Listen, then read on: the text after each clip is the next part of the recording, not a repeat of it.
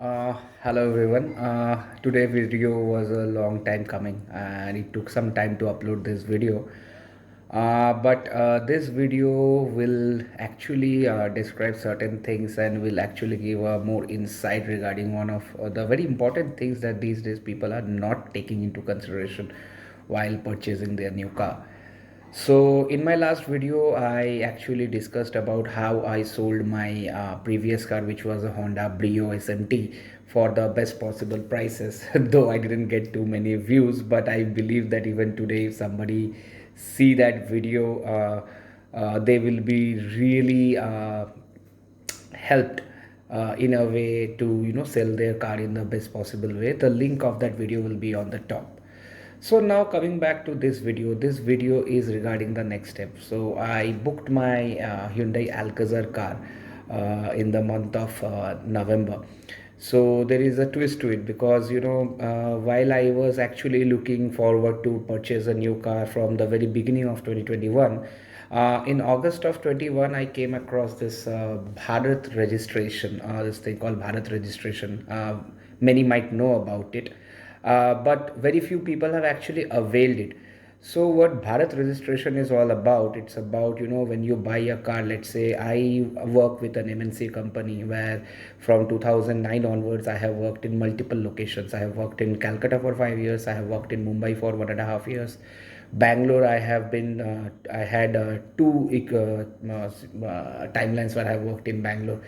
One between 2014 to 2017 and 2016, and then again from 2017 to 2018, and then from 2018 onwards I am working in Hyderabad. So you might be knowing I have faced multiple situations where while taking my car from one place to another, I was harassed. Especially in Bangalore I was harassed a lot, and then in Hyderabad also I was stopped every now and then to pay the road taxes for the state, and it becomes impossible since I for the last 8 years when I owned my last car, and I have changed 4 states. So if I had to pay the road taxes for all those states, it would have amounted to around 1,30,000, which was not viable, and I couldn't even sell my car every other time I was switching from one location to another.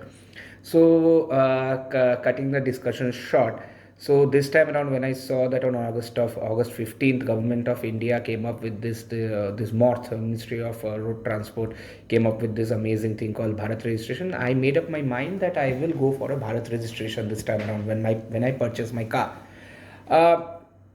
uh, then comes the challenge, because once the Bharat registration was started, not many of the state actually implemented it. The reason for it was very simple. So in Bharat registration, what we have is that, let's say for a petrol car which is having an ex-showroom price of more than 10 lakh, the southern Indian states like Tamil Nadu, Andhra Pradesh, Telangana, Kerala, and in fact even Maharashtra, they charge around 10% RTO, and for diesel car that same goes up to 12%. And if it is like your second car, then then you have to add another 2% if you are buying from Hyderabad. So basically for a diesel car, and if it is your second car, you have to pay around 14% RTO.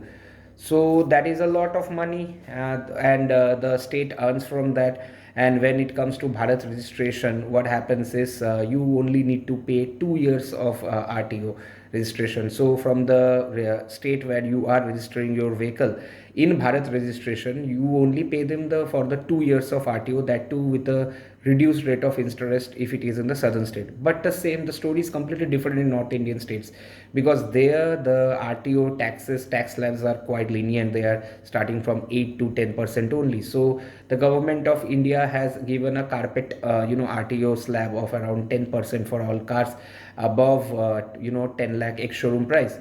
So that is why I kept on waiting till the month of October, thinking that Hyderabad will be implementing the Bharat registration, but to this date they have not. In the month of December, Bangalore started, but then again they actually found some loopholes into the system, and they said that they will only give it to government employees. So what is the thing with Bharat registration is that for availing the services of Bharat registration, either you have to be a government employee, or you have to be a private MNC employee or any other private company employee who has offices in more than four different locations all over India. So I am working with a Singapore-based MNC which has offices in more than four locations in India. So I thought, why not take it? But then there are multiple challenges since I am living in Hyderabad and they have not yet started it. So I waited till the month of October, November. But when I realized they are not going to do it, decided that okay, I will take the harder way around, but that will eventually help me out in a longer run. So what I did, I booked my Hyundai Alcazar car from Bhubaneswar through a dealership in Bhubaneswar.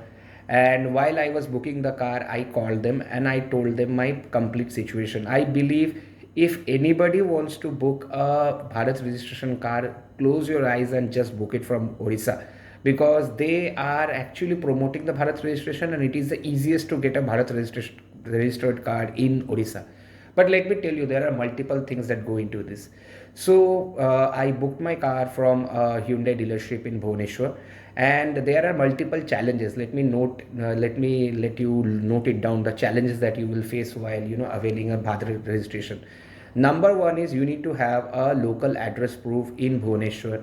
Let's say if you are taking from Bhubaneswar in Bhubaneswar. So what can be a local address proof? It can be a rent agreement, notary rent agreement, normal notary rent agreement. Then the next challenge will be getting a bank loan, because I have gone to my parent bank account where I have a salary account in Hyderabad. It is very difficult for getting a bank loan when you are purchasing a car from a different state, from a bank from a different state, because there is a collaboration between the dealership and the bank, where the bank will be paying the money to the dealership, the loan amount, and it is very complicated. So I spoke with the dealership in Orissa, and they committed to me that they will arrange the bank loan through Bank of India in Bhubaneswar if I provide them with the rent agreement. So and they took the ownership of that. I don't know how many other dealership will take the ownership, but at least the Hyundai dealership in Odisha did it.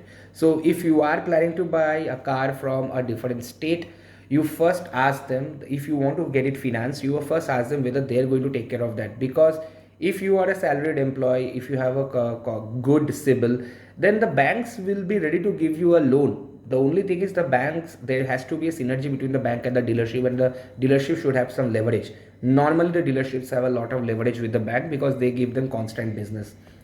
So I was told that yes, they will be arranging that. Then comes two forms. One is the form 60 and another one is an employment form.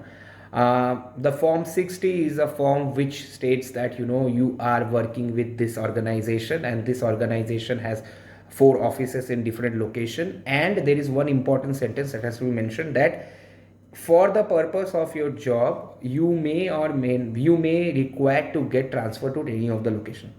Now here is one challenge. So let's say I was buying from Orissa, but my company's office was not in Orissa. My company's office are in, let's say, Delhi, Mumbai, Chennai, Bangalore, Hyderabad, and some other place in India. So, but that should not be a deterrent, because now since there is a, I have portrayed, I have told them that since it is a lockdown period and I am working from home, I am working from Orissa itself, and that's why my company doesn't need to be in that state, and the company can be anywhere, and that helps. So I got, and there is another thing called employment letter, which will have your employment ID and from how long you are being employed in the organization, and what is your designation. And both this thing has to be in your company letterhead, which should have your company's GST registration and a signature from the authorized signatory. Also you need to have your company's original iCard, which should mention the same employee ID which is being mentioned in those forms.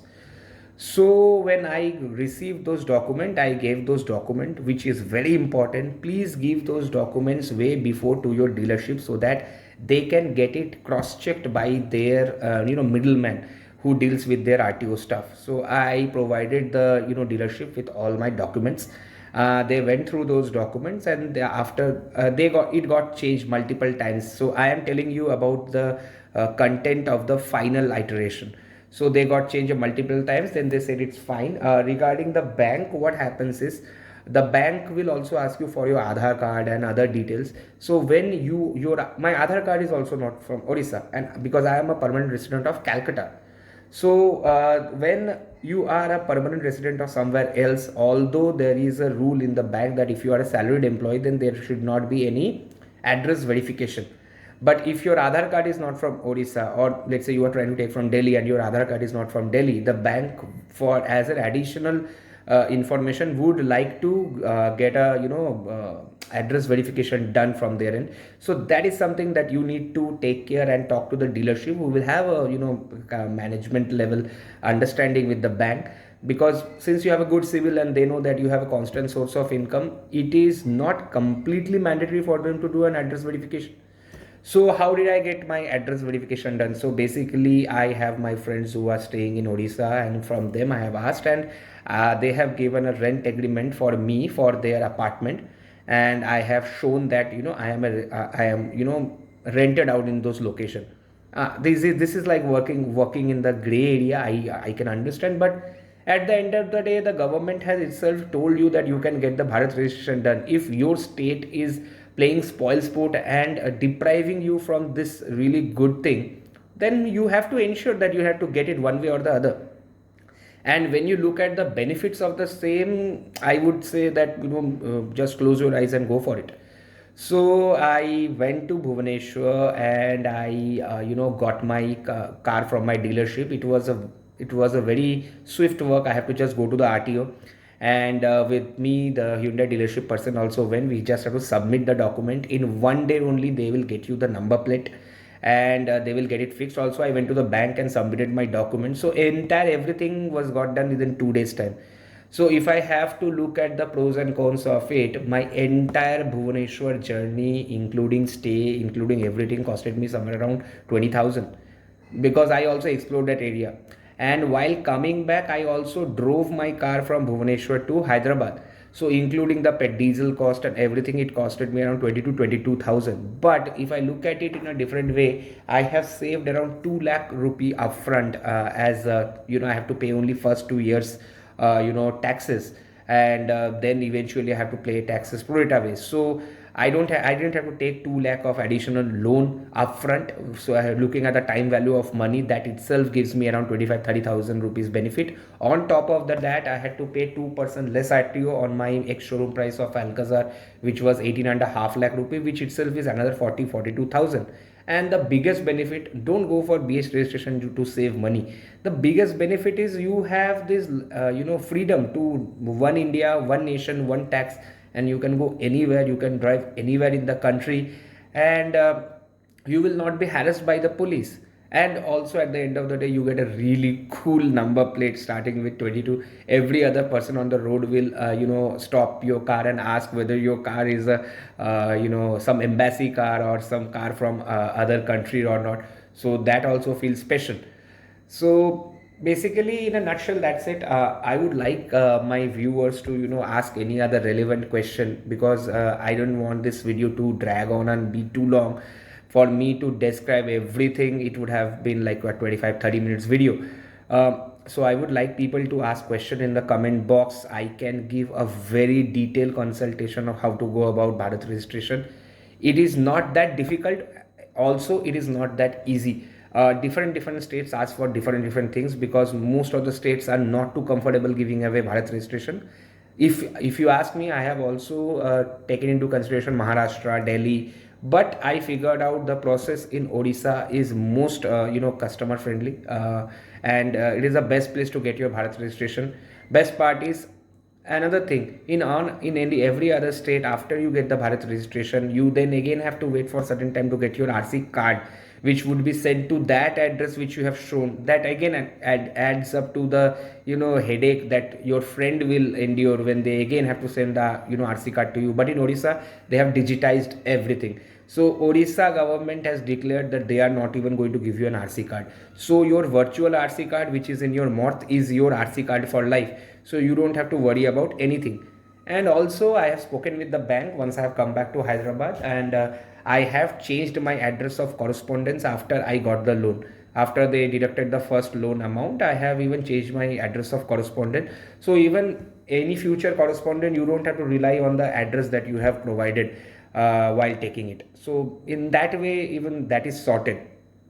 So I will also add certain videos of me, certain photos and videos of my car and my drive from Bhubaneswar to Hyderabad. I will restrict this video here only. I will discuss about that journey from Bhubaneswar to Hyderabad. That was one entertaining, and that was another a different kind of experience, because I am the only driver who was driving, and I drove slowly from Bhubaneswar to Hyderabad.